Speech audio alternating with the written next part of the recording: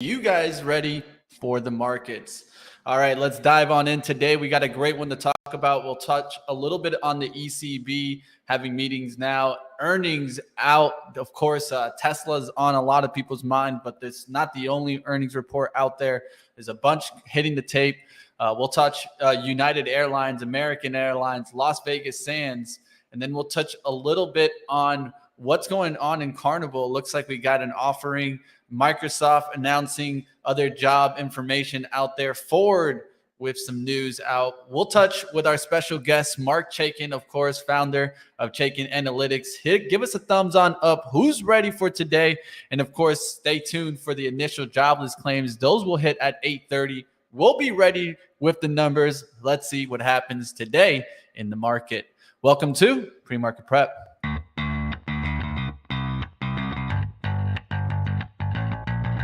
Coming to you live from downtown Detroit, this is Benzinga's PreMarket Prep with your host, Joel Elconin. This is a volatile puppy here, isn't it? And Dennis Dick. I'm bidding a penny. I will buy the stock for a penny. With everything you need to start your trading day.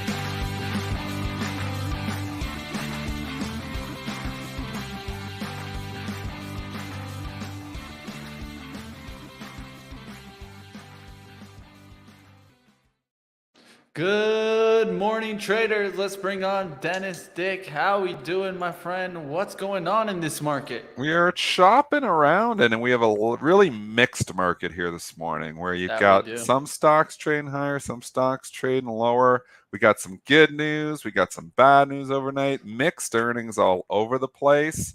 So market is just kind of mixed. And I mean, we have been shopping around. If you're watching the S&P this morning, we've been shopping around quite a bit. We've got Europe stocks moving around here too. So lots of chop. We'll say it's chop. That it is. And we're getting a little bit, it's kind of sideways action in the overnight hours. I would say it held up a little bit. I mean, at least it didn't break down. We did get some earnings. We'll get into some of those earnings, but also affected is oil. And I think we were starting to see a little bit of a pushback. You can see it yesterday in XOM, but look at that overnight action there in a stock like ExxonMobil. And you could take a look at Brent crude prices in September fell 43 cents, settled at 106 a barrel. U.S. West Texas Intermediate crude fell about $1.96, settling at 102.26 a barrel. And definitely you could see it pulling back today. So I'm going to keep my eyes on what happens in the oil out the gates, because it was starting to look a little bit better in the last couple of days. You were getting a little bit of a bounce. We'll see if this is kind of a pullback to buy, or is it kind of a pullback that comes right back towards into that range that we were in, 87s and 81s. We'll see what happens here on stocks like ExxonMobil. It's overall market direction here too. I mean, we've been talking about the correlations and oil moving with the market. We were seeing the exact opposite 2 months ago. As oil was going up, stocks were going down because they were worried, that oil prices were obviously squeezing, and commodity prices and inflation. And then as oil came off, and the stocks actually started to help. But now you're seeing them all move together. A stock is a stock is a stock right now. So I tend to think that this could be a pullback. We like our 50% retracement. So I would say a 50% retracement of the recent move. So take the low on stock like Chevron, 132 up to 146. That's a 14-point rally. So you think about a 6 or 7 point pullback would put you in that nice tidy area of 140. 143, not quite there. But if you get a little bit lower, I think you do find buyers on the 50% retracement of the recent move. We'll keep watch on oil now. Another area to keep watch today is what goes on in the ECB meeting. I saw mentions in the chat. Yes, we'll see what happens in their interest rate decision. They're determining to opt for either a 50 basis point hike rate as opposed to potentially the 25 basis point hike rate that was stated. One thing to kind of note about the Eurozone is inflation print in June came in at 8.6, up from 8.1 in May. And Germany producer prices in June were 32.7% higher than a year earlier. It's so interesting that the whole world is so connected now. And you think if you went back 20 years ago, it wasn't like this. You know, everybody's having their own thing. There's a recession in this country. I mean, we're in a global economy now. It's all connected. It's so interesting that they're running in the eights and, you know, US 9.1 and Canada. I mean, it's all just interconnected and we all get inflation. We don't have inflation like this for 40 years and then every country seems to get it all together. So just shows how much we are interconnected. But let's jump into individual stock stories, Mitch, because obviously the big report from last night was Tesla. It's holding up well and doing its job, at least from a trading perspective here, where the rest of the market has had some other bad news not helping. But let's jump into Tesla earnings here, Mitch. What'd you think? All right, let's do it. Let's touch those numbers. I'll give you guys the numbers. I'll put up the chart here. Sure. And we'll see. It didn't get to those expected zones that we kind of put out there. Just want to kind of state that. Definitely way held under the expected move. And this Yeah. is typical. I mean, you know, you don't, this just goes to show you it's tough to make money buying options. I mean, you can buy, you could go in here, 742, buy, you know, like the 740 calls, 25 bucks, get the direction right, and still not make money. So in the long run, you know, we've had Nick Shaheen on the show, obviously CC. In the long run, people make more money selling options than they do buying options, and this is the reason. So those expected moves, sometimes you get some crazy move, and the option writers will get hurt. But it seems like more often than not, the option writers are usually making money. Yeah, I'll go ahead and I'll delete those areas so we don't pay attention to them. Now the EPS coming in here at $2.27, beating the $1.91 estimate. Sales at 16.93 billion, missing the 17.39 billion estimate. Tesla says that at the end of quarter two, they converted approximately 75% of our Bitcoin purchases into fiat currency. Conversions in the Q2 added 936 million of cash to our balance sheet. Second quarter deliveries were at 254,695, up 27% year over year.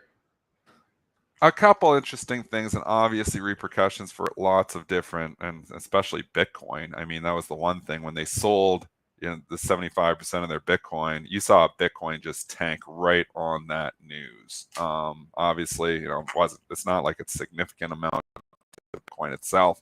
Just the fact that Musk selling 75% loses that vote of confidence to a certain extent. He did try to defend that sale in the conference call, but it didn't matter. Now you can see Bitcoin, if you want looking at it, trading down significantly, but right on that, it tanked on. He did say he didn't sell any of his Doge, and I noticed that Doge was actually trading higher on that, but you know, Doge 5 cents, 6 cents. I mean, the story's kind of over there. With the Bitcoin though, the story was just starting to get hot.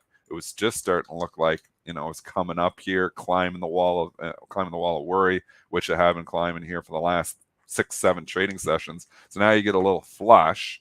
I think I'm going again back to 50% retracement of moves. You got a nice bottom, you know, in the Bitcoin, that 19,000 area, if you're just doing the technicals. And then we were thinking, you know, you get up there, what was the high, around 24, so 5,000 point move. Let's knock 2,500 off that. You probably find buyers 21, 22. You probably do find buyers here. So long run, I'm still not a crypto fan, but short run here, Bitcoin was looking a little bit healthier. Obviously, we're going to get lots of earnings. NASDAQ does dictate moves in Bitcoin as well here now because it's all interconnected. So as we get the big guns reporting next week, that's probably going to give us more indication on where Bitcoin is going. But I'm still thinking about little 50% retracements. Well, just mentioned, and it was mentioned by Elon, he didn't sell the Doge, Dennis. He didn't sell the Doge. No, I know. He didn't sell the Doge, which is good, but we don't care about Doge. Yeah, I don't think anybody does. It did get a little bit of a spike, but it was interesting comment. It was like, well, you sold the Bitcoin, but didn't sell the Doge? Yeah. Oh, well. Hey, we'll see what happens there. Let's get back to the Tesla chart. What could we look at today? Where levels are important for me is a close continuing above 760. You keep rejecting up here around the resistance. You can maybe put it up there even to 775. If we definitely clear this kind of bearish pattern on the chart, it's going to look a lot better. What I would not want to see is a move back to 700 or 725 today, because that can definitely give it another resistance and it could come right back to support. I mean, We'll let's see look what at the happens. after hours chart from last night, Mitch, and just break down the action, because you had a chop fest here. Yep. You had a serious chop fest here where the stock rallied significantly on the initial number, and then you had people and obviously analysts saying, well, look, the cash flow is negative. To the people in the chat talking about that too. If you get rid of the Bitcoin sale, I know Gordon Johnson was saying the same thing as well. And the stock started selling off, I believe, maybe as people were analyzing. That headline was flying around on my Twitter feed. And then it just started rallying again and coming back up. And now we've come all the way back up to a certain extent. We were getting up near 770. We have in the pre-market hit over 770 again here. So they kind of want to buy this number. It's hard to argue with that pricing action because it came down, tested. The close actually went negative for a brief moment, and then it came right back up. So I'm torn here. The negative cash flow thing aside, the technicals, the bar wasn't like low for a lot of other companies. Tesla bar is always somewhat higher, and the earnings were fine. So I don't know what to think. I'm kind of just, and the market doesn't know what to think too when it's chopping around like this after hours. You go all the way up 30 points and you give it all back, then you climb back up. So I think the market's still trying to figure out too. I think the word of the day for Tesla, which is the word of the day for this market, is going to be chop. And I think you're going to see a lot of chop here too. I don't think you're just racing higher here.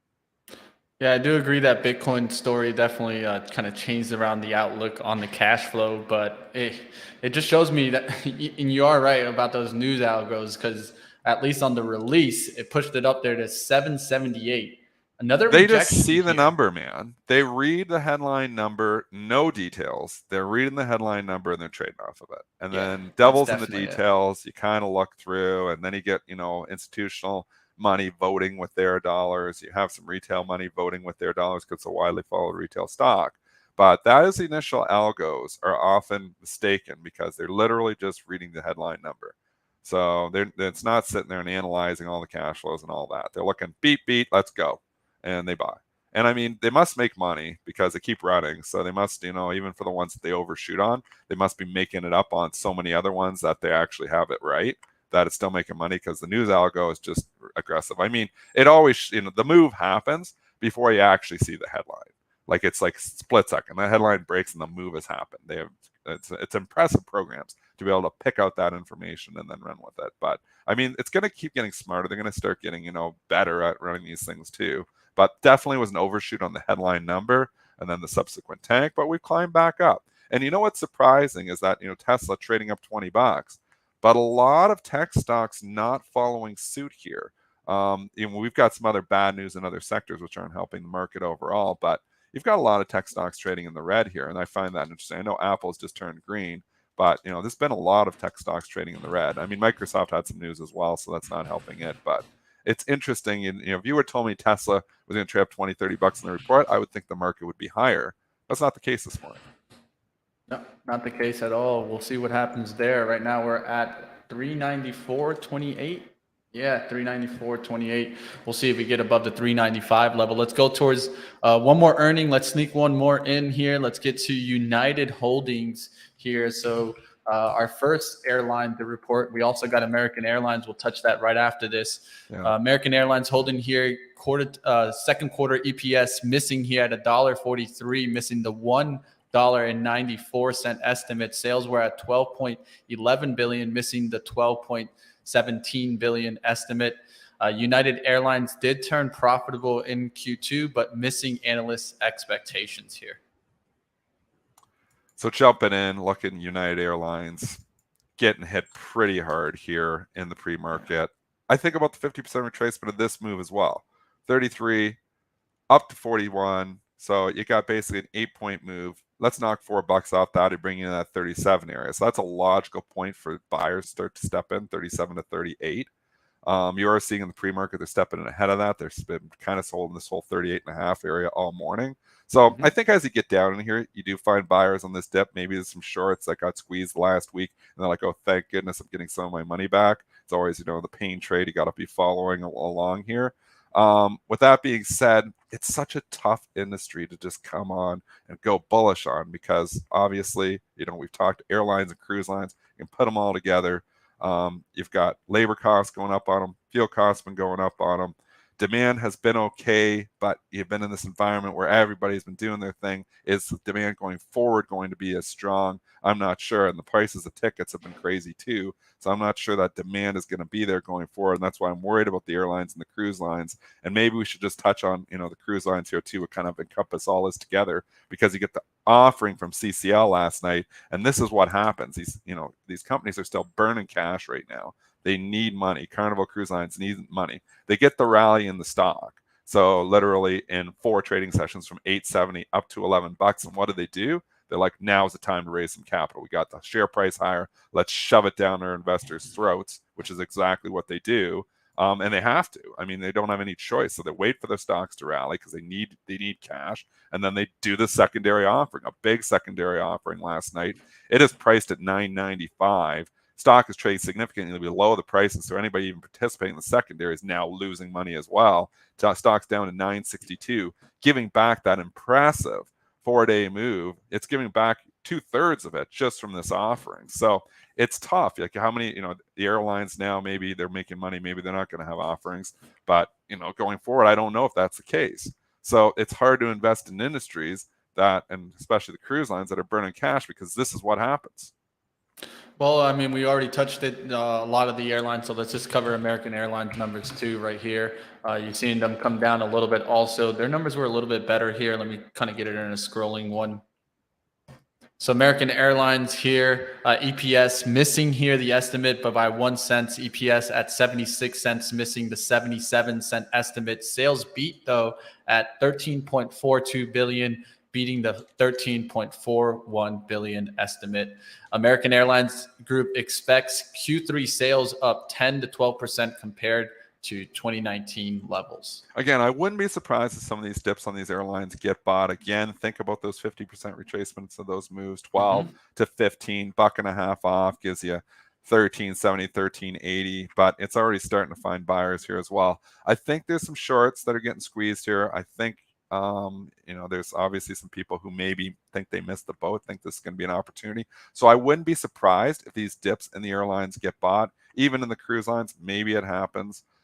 Just because sentiment towards this overall market has kind of turned, and there's a lot of money managers saying, oh crap, I've missed the bottom, and now all of a sudden I'm going to be scrambling on all pullbacks. So I do think we're in the buy the dip market. I just think there might be better sectors to buy the dip in. So I'm still personally staying away from the airlines and the cruise lines, because I think there's a lot of trouble ahead, choppy waters for those cruise lines. As we said, very disappointing, to shareholders that, they have this big run and boom, they've got to do the offering right away. But it makes sense. I mean, it's not like the company needs money. So then you think, is Norwegian going to do the same thing? Is RCL going to do the same thing? They've had rallies. Obviously, they're selling off significantly because Carnival does the offering. They're like, oh crap, these ones might do the same thing. And they might. But it's just tough to go in this industry and say this is the big turnaround story, because there's a lot of things working against these companies. Something we'll definitely keep on watch. Let's go towards Mark Chaikin, our special guest today. Let's bring him on here, the founder of Chaikin Analytics. Welcome back to the show, Mark. Thank you, Mitch. And what's going on this morning? Well, of course, everybody had their eye on that Tesla report. What did you get out of that report, Mark? Lower profit margins, and you can blame it on the supply chain issues and inflation, but that's something that the stock market's looking at basically at every earnings report. And I think, what did Jim Cramer used to say? Never trade until the CFO speaks. So that's the headline. Algos not waiting. The algos don't wait for the CFO to speak. I'll tell you that much. No. But I think Tesla's okay. It's always a question of valuation, and they did sell that 975 million worth of Bitcoin. So I think it's a mixed report. Tesla's more or less trading like the other techs, slightly better. We had a bearish rating on the power gauge about 2 weeks ago. So I think the profit margin picture is going to get more attention. Now, we just got news breaking out of here about the ECB here, central banks raising by 50 basis points. How do you think this affects the markets today, Mark? Well, the futures are spiking big time higher. I think it's all about earnings. These central bank hikes are really looking at old news and trying to figure out where the puck is going to put this back up to Canada with Dennis. So I think it's all about earnings and profit margins, and that the central bank moves are really just background noise. I mean, I kind of feel like sentiment has turned here the last week and a half. We're starting to see a lot of the beaten down names really get bought. You're starting to see the overall market turn, and you're starting to look at what hasn't gone yet. So you can kind of feel this. But, I asked the guest yesterday, I'm going to ask you the same thing. Is this just a bull trap? Are we like getting suckered in here again where, there's a lot of bad news flow, and there definitely is some bad news flow to come. I mean, Apple has, obviously, the Bloomberg article saying they're, potentially going to cut some jobs. Microsoft last night, there was an article just coming out that's saying they're going to slow hiring. I mean, these aren't bullish signals, but is there enough damage in the markets that the stocks can go higher anyways? Well, they can go higher to 4,000, which isn't that far away from It's only here. 50 points Remember, away. You're talking about a 10% rally from 36 to 4,000. That's just typical bear market rallies. Bear market rallies 8 to 12%. So I guess they could go above 4,000, but I think that's pretty strong resistance. I don't know if we're going to break the 3,600 level now, but I think we're going to break it sometime between now and October. But you're right, the sentiment has been at the bottom of the page for 3 months now. That Merrill Lynch, Michael Hartnett indicator has been stuck at 0. And you've got bearishness everywhere. And Yes. a lot of people are calling for, they're doing the hedge dance, which I'm doing a little bit as well, which is that based on history, they're going to be higher a year from now. Well, with the kind of volatility we've seen in the last 3 years, that doesn't tell you much that you can take to the bank. So, and I'm the same way. I think from whatever bottom we make, we're going to rally 40 to 50% into 2023, assuming that the market bottoms out 6 months before a recession. That sort of tells you what to look for, but where do we make the low? Is it 3,400? Is it 3,000? You can make a strong case if earnings continue to dip and estimates come down that you put a average 14.6 multiple on, let's call it $210 in the S&P, and you get to 3,000. So yeah, that's a scary number. Yeah, and it could happen. I'm not predicting that it will, but I think this is a trader's market. The active managers have moved to the sidelines. Yeah. And it's all about flows, whether it's vol control or CTA flows. And by the way, CTAs, commodity trading advisors, have gone from short the futures around the world to mildly long the futures. And that created some of the buying we saw last Friday on options expiration and then into early this week. But basically, I think this is just passive strategies, whether it's vol control or CTA flows, and underinvested investors who are coming in. But I don't think these are active managers making big bets on stocks turning around yet. What's it going to take for those active managers to come in and we get this sustained rally? Like, what is it going to take? Just inflation coming in? Like, what's the signal for those active managers to say, let's go?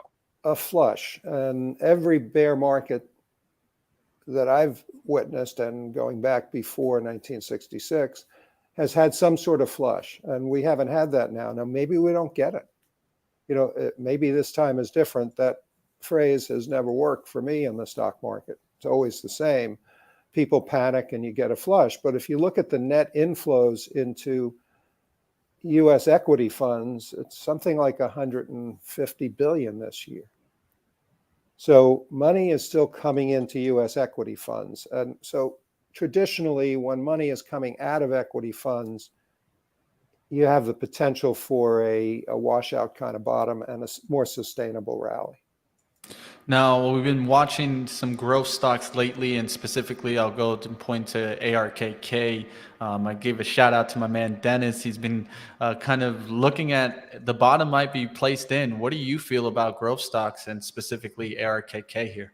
Well, if you look at bear market rallies over history, the weakest performing stocks tend to rally much higher and faster than the market. So if the S&P is up 10%, which we'll probably get to that 4,000 level shortly, then you would expect growth stocks to be up 20 to 30%, and they are.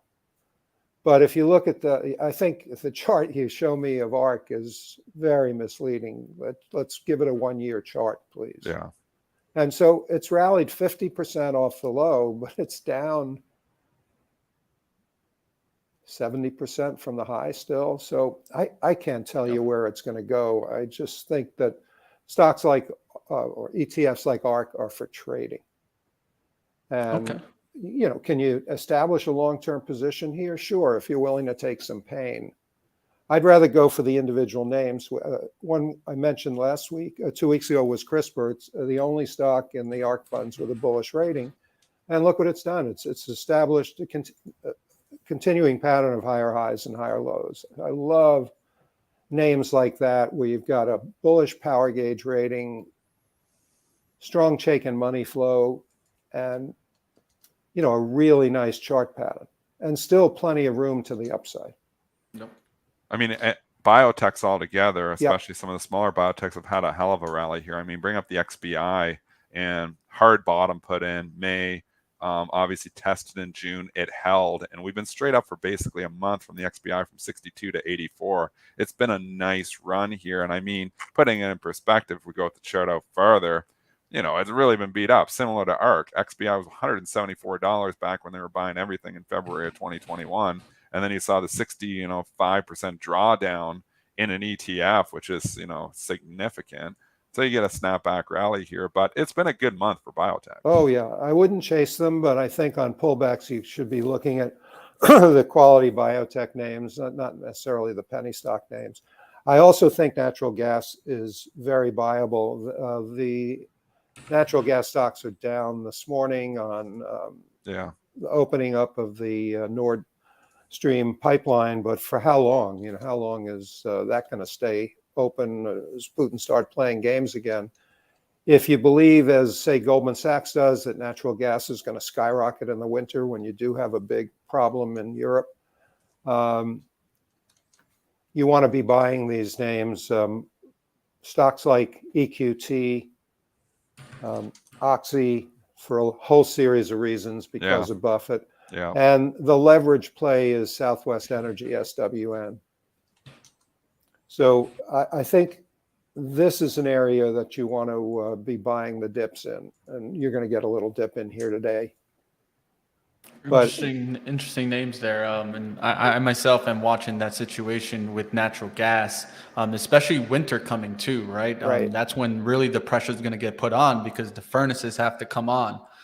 So is this kind of also maybe a seasonality pullback that we could potentially have gotten in natural gas? I don't think so, although normally you would. I think you're just looking at the price of oil come way down, the price of natural gas come way down off those spike peaks, as all commodities peaked, and we'll see where it goes. If someone doesn't want to trade the individual stocks, the First Trust Natural Gas FCG is a really good way to participate. First Trust has some good stock picking algorithms, but you're buying a big basket of natural gas stocks, including, the three that we just talked about, but they have about 40 names in there.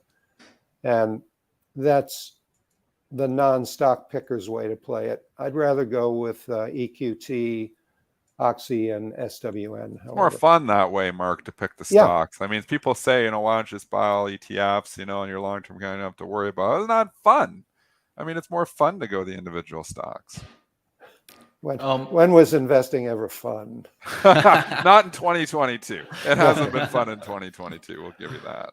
But I do think that my strategy is the same as it's been now for 3 months. That sell the rallies, focus on energy and now biotech, which has really come, as you say, a long way in a month, and weed out some of these stocks with high price to sales ratios from your portfolio on these rallies. I mean, it's painful to sell a stock on a rally where you've got a 50% loss, but it's a heck of a lot better than watching it go back down to the low and needing another 50% gain to get back to where you were a month ago. For sure. Excellent. Another area I'd ask about is solar stocks. We've been seeing a lot of kind of news flow in kind of solar with, of course, the Biden administration. How do you feel about solar? What does the power gauge have on solar stocks? Let's look at Sedge and Enphase and Sure. First Solar. That really, the charts are actually pretty good. Enphase has a neutral rating, but it's holding the gains and sort of establishing a triple top at 220. Solar Edge is similarly positioned. So they all look a bit the same. But I think you have to be a believer in some sort of government stimulation. First Solar has a bearish rating. That really is the weak link.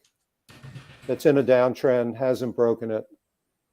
So, and that concerns me about the whole group because that was the leader, but now you've got Solar Edge and Enphase. Yeah. Also, Sunrun is not looking great. That's got a bearish rating. I would avoid this group for now. I want to see the leaders like Sunrun and First Solar, the people who are out there selling the product. It goes to show you, and if you look at First Solar, if you would have invested in First Solar in 2017 or 2018, you're basically flat. Yeah. You would have picked up ENPH in 2017. The stock was $1. That's $218. Unbelievable, how these, somebody who, and Solar Edge for that matter too, was $18. These solar companies weren't even on anybody's radar back in 2017, 2018. And they became the leaders in the sector, which is, First Solar was always the leader. So it's unbelievable how strong those stocks have been. Yeah, and who's to say that at the current levels they're attractive? I'm just looking at the charts, but you're still talking about price to sales on Enphase of 20x and a PE of 177. So I know, it's it scares me. Yeah, it's a big leap of faith to buy a $220 stock that's going to earn $3.50 Yep. and think that you're making an investment. Yeah. True to notice. Is there anything that we should be watching? Maybe the power gauge is kind of leading the way. Is there any signs towards the upside in the power gauge? It's biotech. Biotech? Yep. Not much else other than the defensives like household goods and, the typical defensive stocks. Some of the drug stocks look pricey to me, and some of the healthcare stocks look pricey. Didn't like the reaction in what was Anthem to their earnings. Maybe inflation is catching up with the healthcare industry. So I'm focusing on biotech now. Typically, pharmaceuticals are a safe haven, but maybe Bristol Myers, something like that, where you get a smattering of the old cell gene and stem cell therapy in a big pharma company. So I think Bristol is my favorite of the big farmers, but the power gauge is saying stay cautious. All right. Well, thank you, like always, Mark Chaikin, founder of Chaikin Analytics. Definitely check him out. I did include his Twitter in the description. Give him a follow. Appreciate it, Mark. Thanks, guys. We'll see you next Mark. week. All right, let's go ahead. Let's continue here. Let's get into the other earnings. We'll get out of our special guest. We are going to get into Las Vegas Sands now. Let's dive on in there and take a look. We've had, just before we jump into that, we should just say, S&P futures were chopping around a lot during Mark's interview. Their obvious ECB decision here, you can see as a driver here. And obviously Europe has come up substantially since we had the big pop, we dropped, and now we're coming back.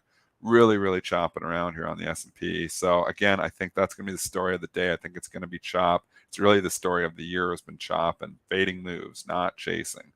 That's the main thing that I'm trying to keep telling everyone on this show is I feel like when you're chasing moves in this 2022, you've been losing money. So I know a lot of people feel they've missed the move here now.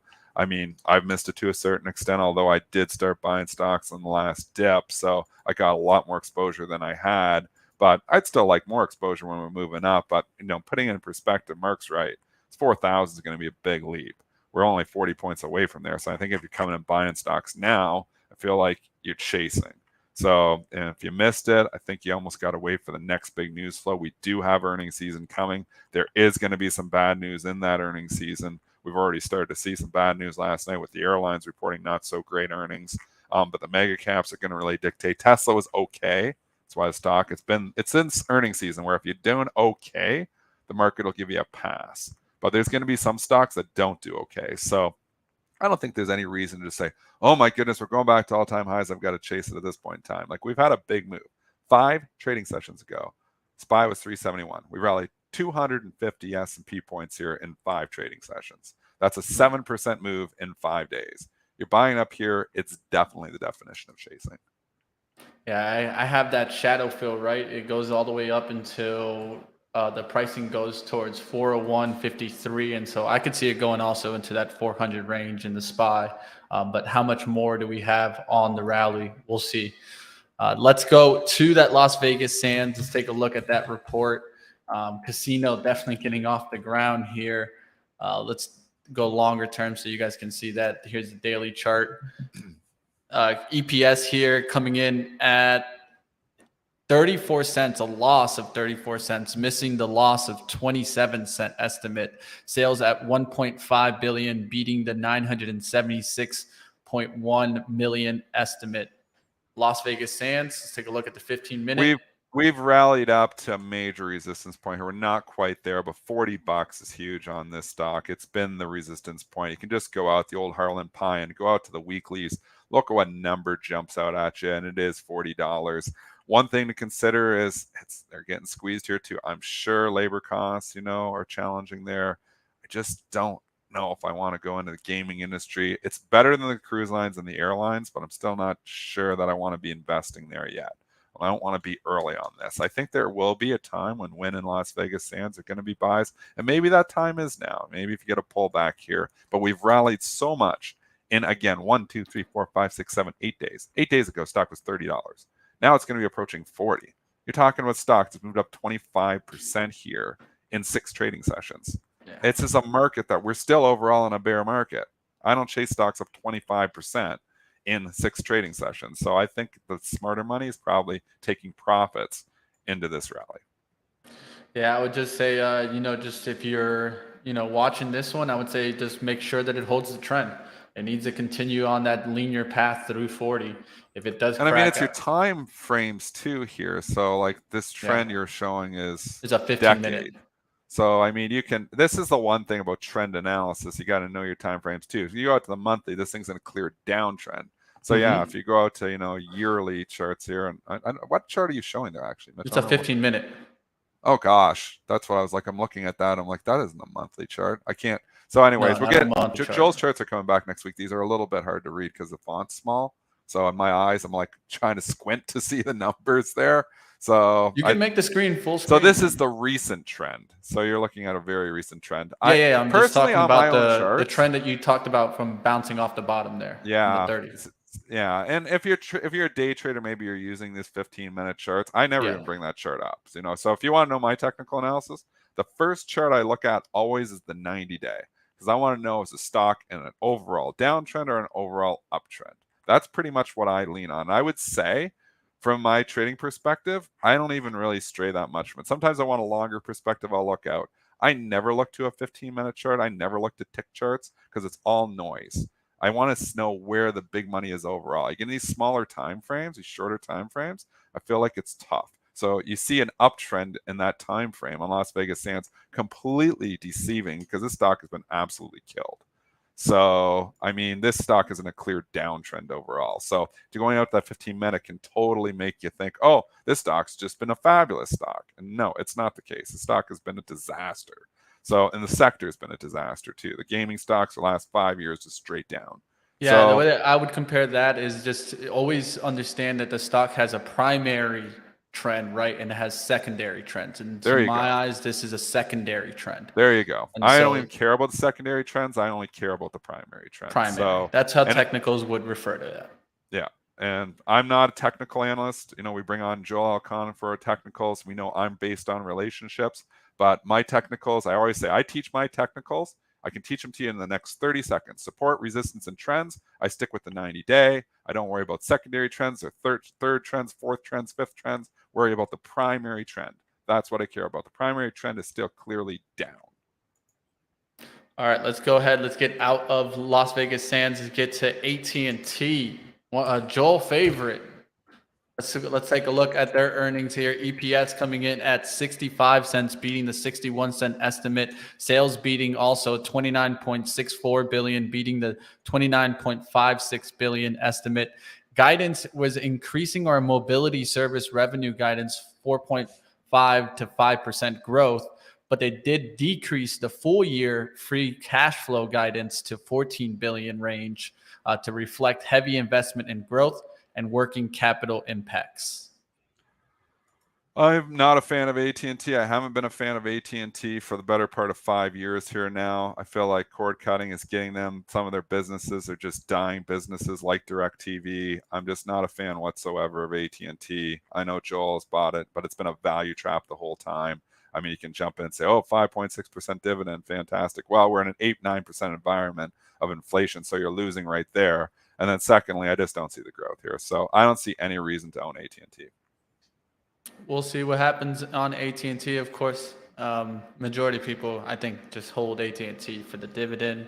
But hey, who knows what happens in AT&T. Let's get out of our earnings talk. We already touched Carnival, so we can go into Microsoft here. Let's go to the softie. They're reporting here that they're cutting some job openings, including Azure Cloud business and the security software unit as the economy continues to weaken.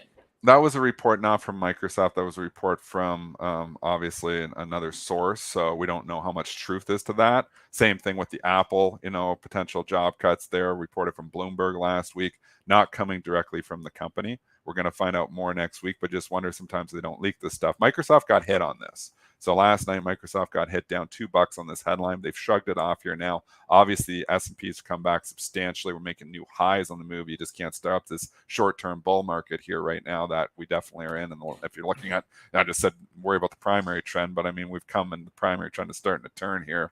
It looks like we're marching to 4,000 on the S&P. Every time, we dip here a bit, buyers just come in and seem to emerge here. So with Microsoft, it's come back up a little bit here. But again, what's going to dictate this is earnings. I believe it's next week. I don't have the date in front of me yet. I haven't looked at next week's earnings specifically, but I just know from history it's coming. So Microsoft, Apple, Amazon, Google, they're coming, man. So, to Meta, they're coming. So we're going to get in the heart of earnings season, and that's going to dictate the next big move. Well, we're getting some more kind of news hitting Amazon making a purchase here. Let's take a look at Amazon's chart, see how it's reacting on it. You guys can see that it's for One Medical for about 3.9 billion. I don't know too much about One Medical. Trade like that is. It's a healthcare provider. Is it private though? I'm gonna look into the details. It literally just hit the tape. I've never heard of that company. So I got to do a little bit more research. It just hit there. They're buying it for $18 a share. So let me look up. I don't even know the ticker for One Medical here. Right away, I think so. I just got this news from you. Right away, I'm thinking, what's WBA and CBS doing? And they're getting hammered. Okay. So right away, you think, what are the repercussions? Again, knowing your relationships is how you make money on this stuff. I would have not been doing a live radio show and watching my headlines. I might have been able to make some money on that. But WBA down 2.77% here now. CVS, same story here, getting hit on this, down 2.75%. So obviously you don't want Amazon coming into your business. And if they're buying a business like that, makes you automatically think that these other ones are going to get hit on that. I mean, you could go to Rite Aid too, but does anybody really trade Rite Aid? So I automatically think CVS and WBA, they're getting hit on it. So it's 1M I have as the company here. Oh, so it does trade.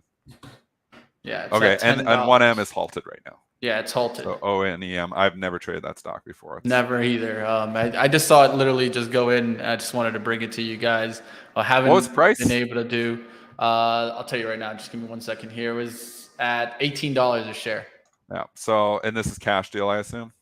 At least from right now, I Yeah, it looks have like to cash look a little deal. bit. Bids Yeah, are it looks forming like the cash. book. I can see the book, and even when it's halted, the book builds 1750, 1735, 17. This thing's going to open up with a 17 handle. So congratulations to ONEM shareholders. I don't know if we have any of them, but if you are out there, congratulations. Like I said, I don't even think I've ever traded this stock before. Wow. Stock has really been in a downtrend from $50 back in 2021 down to $10. So again, it looks like a lot of people still going to lose money on this at $17 or $18, but nice premium there from where it got taken out. And this is not good news for CBS or WBA, and they're getting hit on this. All right, let's go towards, let's get out of the Amazon talk. I did want to get into Ford. Let's talk about Ford. A lot of news kind of hitting. Look at that little spike in pre-market. Ford is planning to slash as many as 8,000 jobs. This is coming from a Bloomberg report to boost investments in electric vehicle manufacturing. Ford also said Thursday that it secured 100% of its battery supplies needed to deliver electric vehicles at the rate of 600,000 per year by the end of year 2023. And that came from CNBC. Ford, nice spike. What do you think, Ford EVs? Well, they're pushing for EV, and eventually this is going to be a game changer for them. You know, it's a reason I was invested in Ford back in 2020 and 2021. The reason I sold my Ford stock is that I feel like we're going to recession. I don't know who the hell's buying $95,000 trucks, at least in Canada. That's what the F-150 was going for. So I'm like, it's the only reason I've sold. But I still think there's an EV story here, and I still think they're going to be a buy at some point in time. I still have a small position in General Motors. I picked it up at $42. I turned around and sold the majority of it, basically scratch, and then I kept a little bit of a very small, like a 1/10 the normal size of a position for me. And I should have sold it all and just, rebought, obviously. But I think I'd be potentially on pullbacks getting interested somewhat in Ford and GM, because this EV story is going to get hot with them and the push for EV. Again, I don't want to chase. We just had a big move in Ford. We got to give it perspective. A week and a half ago, we're $10. Now we're 13. So I'm not chasing in bear markets. But with that being said, I think the bottom's in this stock too. I think the bottom's in ARKK. I think the bottom's in a lot of stocks, and I'm a buyer of pullbacks. So you get pullbacks, I'm interested. All right, I'm seeing more and more complaints. I don't know why you guys complain about moving average so much, but I will take it off there. Now you got the. Oh, you can have it on there. That's all good. I don't know. Some people like the moving average, so I'm not worrying about that. There's always, it's not on here's there the now. one thing: you can't please everyone, Mitch. This is what I've realized in my 8 years of doing this show. There is if whatever you say, it makes somebody happy and it pisses somebody else off. It's when you're giving an opinion on a stock, there's always somebody long and somebody not long, or somebody short. Always. So if you're always trying to please everyone, you're never going to be happy. So you try to please the majority of people. Some people like the moving averages. I'm not a fan, but it doesn't matter. If it works for you and you like your moving averages, I wouldn't take it off the charts. Some people like your charts, Mitch. So try not to take offense from what people are saying. They're just giving their opinions. Everybody's entitled to their opinion. Yeah, it's the story of my life, trying to make everybody happy. Yeah, we're never going to be able to do it. So I try to, and even in my own personal life, and what you end up doing is just overextending yourself and pissing everyone off. All right, let's talk about the initial jobless claims that came in at 8:30 here. Yeah. It didn't really affect too much, but let's just talk about that. Initial jobless claims at 251,000 versus a 240,000 expected there. SPY since 8:30, we could take a look at that. You could see right around here, you were already getting that little push there from the ECB news, and then you got another little push there off of that number. Do you think this is, claims are going up, but it's not a massive change there, showing that the job market's still remaining a little bit strong there. The soft landing still talks that are out there. Yeah, but we haven't brought inflation in whatsoever. So, we were at 9.1 last month. So commodity prices have come down a little bit, but, some of this inflation is not coming in quickly. So we're still like Until we get inflation coming down and the jobs are still going well, then, then talk to me about soft landing or not soft landing. But right now, we're still flying inflation here. Fed's plan is trying to work. It will eventually work. The question is, does it throw us into recession? I believe it does. But also the question is, how much of that has been priced into the market? Quite a bit. So again, I think the time to be completely 100% cash has passed us. I do believe some of the 2022 lows are in some of these stocks, not all of them. And maybe I'm wrong, and maybe we're going to have a bad earnings season. Maybe we're going to get, a recession, a hard recession we're going to be in for years. Maybe they're not going to bring inflation down. Nobody's got a crystal ball to answer any of those questions. All we can do is use the information we currently have to make decisions. And we've sold off substantially on a lot of stocks. I feel like they've come down enough, like a Disney I've been talking about for a long time. Disney, obviously, it was very early on this trade, way too early. I'd started buying at 130, about more at 120, about more like in the $100 area. I brought my cost basis down. I love the company. I still think long-term it's going to be okay. It's had a nice run, but dead wrong on this, way too early. So, I mean, it's a difficult market to, predict 5 minutes out, let alone 5 days out or 5 weeks out or 5 months out. So if anybody says they got the answer on whether we're going in a recession or not, I believe we're going to, but nobody knows. Fed manufacturing index coming in worse than expected here at negative 12.3 versus a negative 2.5 expected. The reading last time was at 3.3, negative 3.3. Of course, anything below zero indicates contraction here in the factory sector growth. So at least the Philly Fed manufacturing index definitely showing contraction. That's all above my pay grade. I'm not an economist. I'm just a stock trader. So I keep it simple. You're seeing the reaction. That's all you need to know. Is the market seems to like these numbers here. We're up. Obviously, we've had multiple headlines coming from Europe as well. So lots of drivers here today. But don't discount the Tesla driver here too. I mean, Tesla's still trading up 23 points, and it was holding up the market despite Carnival Cruise Line offerings, airlines getting destroyed, and the S&Ps were trying to hold up well. So you got some rotation here. Would not surprise me if, it's going to be a value versus growth day type of deal here, which, might be the case. But, oil is getting hit really hard here this morning still. I'm just looking at my sectors overall. It's like a Christmas tree. I've got half green, half red. The stocks that are getting hit, home builders are trading down. I've got some of your defensive stocks trading down. I've got obviously some of the growth stocks trading higher. Arcus now went green. The semis, the chips have just been hot. Obviously, we've had good moves in a lot of these chip stocks here. AMD's had a vicious move here. I mean, I'm almost green on this thing now because I bought more 5 days ago at 76. Are you selling? Are you keeping it? I'm trying to hold on. No, I'm keeping my AMD. I've actually, and I bought more Micron, I bought more AMD, I bought more Val. Those were all good buys, but all my original buys on these stocks sucked. So, I got lucky maybe 6-7 days ago to pick some up. They were retesting lows, and I felt like the lows weren't going to get breached. So, even Square, I think I'm up, like Square's $74. I think about this at 63 4 days ago. Talking about a stock of 17% in 4 days. You almost think like it gets to 80, you're going to make 20% in 5 days. How do you not take that in a bear market? But with that being said, some of these positions, I want more equity exposure because I feel like there is a short-term bottom in. So if I'm still a buyer at dips, why am I going to be selling some of these stocks that even though they've had pretty good runs? All right, looks like we're getting some tickers in the chat. Let's start getting a little ticker time going. We got about 6 minutes left here. Let's dive in. WBD brought by Martin in the chat. Warner Brothers Discovery. This has been one that I tried to catch multiple times, and I thought I had it here when it went up there towards the 30s, and it could not hold there. Warner Brothers Discovery down there towards 1446. Been a disaster. Epic disaster. And I mean, this was, well, you can see $78. Oh my gosh. 14. I don't even want to talk about it. There's so many better stocks to talk about. When a stock's that ugly, not even worth our time. All right, let's go to another one here. Richard paying attention to something I think that will be definitely important. Earnings coming up. Snapchat, right? It's after the bell today. Let's take a look. Richard, good stock to mention there.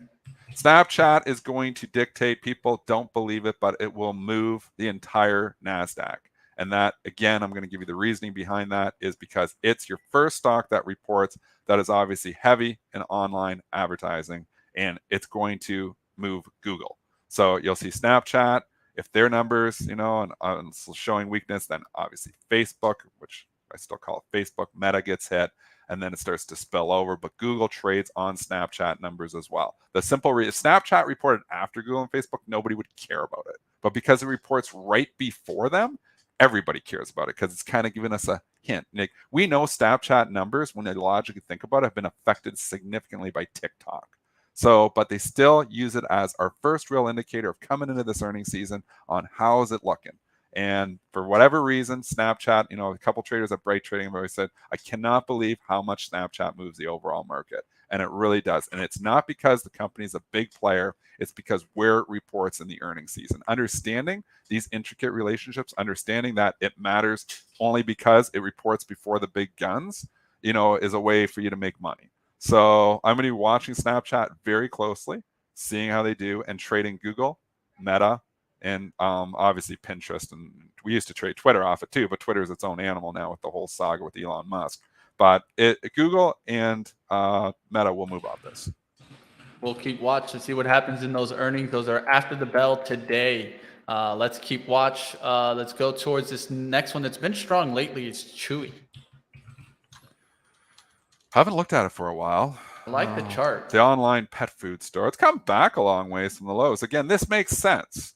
I mean, you had everything just getting slaughtered in May, and we talked about, back in May. I was saying on May 12th, May 13th, it felt like capitulatory low. I know we've got a lot of people saying we haven't had capitulation. We absolutely had capitulation in the growth names, though. I mean, there was some stocks that just getting hammered every day. We talked about Square back in May going from $100 to $70 in 4 trading sessions. So that's not capitulation. I don't know what is. Did make a new low, the Square on the move, but ARKK was the same thing. They were just getting hammered. It's slide. And then at the beginning of May, or that second week of May, they really started to hit all those growthy names. And that's when they turned. I mean, Zoom was the same thing. It went from $100 to $80 in 4 trading sessions. It's a 20% fall in 4 trading sessions on it. Didn't even have news. So those are capitulatory moves, and you haven't seen those capitulatory lows breached yet. On the overall market, I agree with Mark Chaikin. I don't think we ever really saw overall capitulation on the overall market. Although you could argue that move right after the June jobs report there, which would have been the May jobs report, but the jobs report that was in June was a little bit capitulatory, because when we got that CPI data, not jobs, I'm saying it's jobs, but you're talking fast. I'm talking faster. I'm thinking. CPI data back in June, which was the May numbers, you saw the S&P go from 411, the SPY, down to 360 in 1, 2, 3, 4, 5, 6, 7 trading sessions. That's a 15% fall in the S&P in 5 trading sessions. That's a little bit capitulatory for the S&P, I would say. So I'd argue that maybe we did have capitulation in the SPY. Maybe we did have that. So everybody's looking for it still, but we kind of had it. Yeah, I think what they're pointing to more is market breadth indicators, and so we know breadth Dennis was doesn't. destroyed Dennis back doesn't in use January. those. Yeah, but they didn't go to that. JC Perrett's tweet yesterday, and it was a fantastic one. Breadth's been actually improving. I mean, we had market breadth just getting slaughtered. I think what you need to watch now is, and I'm watching it really closely, is if we can get over 50% for the SMA 50s. I know that, some people don't pay attention to this, but this is what I've been looking, don't pay attention to that. because it's going to give you a closer turn than the SMA 200. The SMA 200 is still pointing bearish, and that's going to take a long time. That's going to lag. But the SMA 50, that's going to be 50 days, right? That's going to be a little bit closer. Well, the SMA 50 is doing pretty decent. I'm going to give a rant on moving averages here right now, and Joel will agree with me. This is why I don't use moving averages, because they lag. The 200-day, you're waiting for that 200-day to start turning. You're missing the whole big rally. You just missed everything. So, I mean, if you're sitting around waiting for the 200-day to start turning up, you're sitting around and missed the whole damn rally just now. I mean, you missed the whole thing. But it also could have saved you some money on the downside. This is at least it slags on that side too. You're not selling stocks till you're 20% off the highs. So I would disagree with Derek, because when we were at the highs, there were a lot of people saying that the market was still strong, but the market breadth was pointing very bearish. That's what I would say, because I was one of those people that was pointing out the market breadth when we were at the top. It was terrible at the top. It was only a few stocks. Probably because you listen to pre-market prep as well, because I think if anybody says that we were bullish going back in November, December, I was bearish too early. Again, I was early on the trade. How long was I bearish for when the market kept going up and I didn't get it?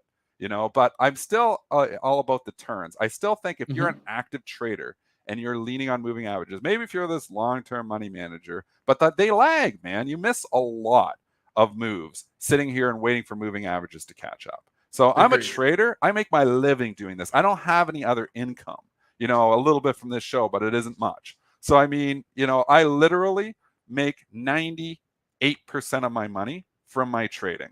If I'm sitting around here waiting for moving averages, I'm going to miss so much potential trading opportunities. So as a professional trader, which I am, licensed professional trader, I've got a job to do, and it's to make money on a consistent trading basis and finding edges. I find zero edges with moving averages because they lag too badly. And Joel will tell you the same thing. He's been a professional trader since 1987. I think there are some traders that do well with moving averages. And by all means, if you're one of those that use moving averages and do well with it, keep doing it. Mitch, you love your moving averages. You're making money with it.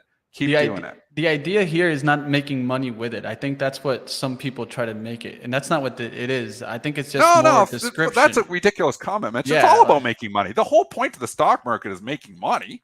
But that's not what the indicators are for, at least. Well, then I don't want them at all. If they're not going to make me any money, I don't need the indicators whatsoever. The whole point of trading is to make money. I understand that. I'm just saying that I don't think these indicators were necessarily made as entries and exits. So they're more to look at longer term description. And they can point to when the market's definitely showing some turn and giving you more confirmation than it is than the other side. But I mean, you make your own confirmation, Dennis, because I think you're watching stocks on a daily basis. Let's say for someone that isn't watching the price action on a daily basis or the intraday action, a lot of them are going to be able to kind of just take an overall look at just looking at those numbers. But hey, to each his own. We'll see what happens there. But I did want to point out that the SMA 50 is at 49.7. So that shows a little bit of a flip there, that in the short run, yes, stocks are getting bullish, essentially. If it gets above the 50, stocks would be getting bullish on the 50, but still bearish on the 200-day. All right, let's get out of this. Let's go to another stock here. Let's take a 903. We just that. quietly ate up all the time. It's a fun show though. Fun show today. Yeah, the rant. I like it when we get controversial like that. You know, I like it when Mitch is on the other side. It's what makes for good conversation, and then people can extract their own opinions. Controversy is fun, you know, and it's fun when you got a trader. And Mitch has been a fantastic trader for a long time too. It's fun when he's got, you know, using different indicators, and then I'll argue the indicators. But you know, what works for you is what works for you. And Mitch, if it's working for you, keep doing it, buddy. Yeah, I would definitely agree with that. There's no, I wouldn't say edge there in moving average. So I 100% agree with what Dennis is saying there. Now, I'd probably point to what technical analysts would say, and that using it as multiple variables can give you some edge. But hey, to each his own. We'll see what happens there. You guys can figure out ways and processes that you guys trades. And one thing that's for certain, there's nothing that's 100%. If it was 100%, I would do it. And I think everybody would be doing trades if they were 100%. I take all trades that are 100%. Some of your arbitrage is almost 100%. Set me up for those trades, because we take all trades that are 100%. If I have 100% confident on something, you know, people say I'm going to buy it. I'd buy it all. If it was 100% true, I'd buy everything I possibly could, mortgage the house and everything on it. But it's never the case. Trading is never 100%. Yeah, I'll try to stick, to presentations, but I mean, I feel like I do some good technicals also. I've caught a lot of good moves and kind of put a lot of big warning signs that have, I think, at least saved investors tons of money. So I'm going to continue doing what I'm doing. Mitch is very good at finding, story stocks too. And I mean, go back to your grassroots, where, you came to Benzinga with, what's the next hot story? And the next hot story worked really well in 2020, 21, because I think this stock didn't do too bad. Oh, I know. We're not cutting you up, Mitch. Nobody's cutting you up. No, I just want to kind of point there that technicals, sometimes they're going to give you an advantage, sometimes they're not. That's just the way trading is. But I don't think you were so much technicals on Workhorse. When you were on the story. That there's a story to come here. Like, nobody's paying attention to this. And this EV story is going to get hot. And the whole EV story got hot. And that brought up everything, including some of the names that maybe shouldn't have been brought up. I would have never thought Workhorse. You originally were mentioning that at $3.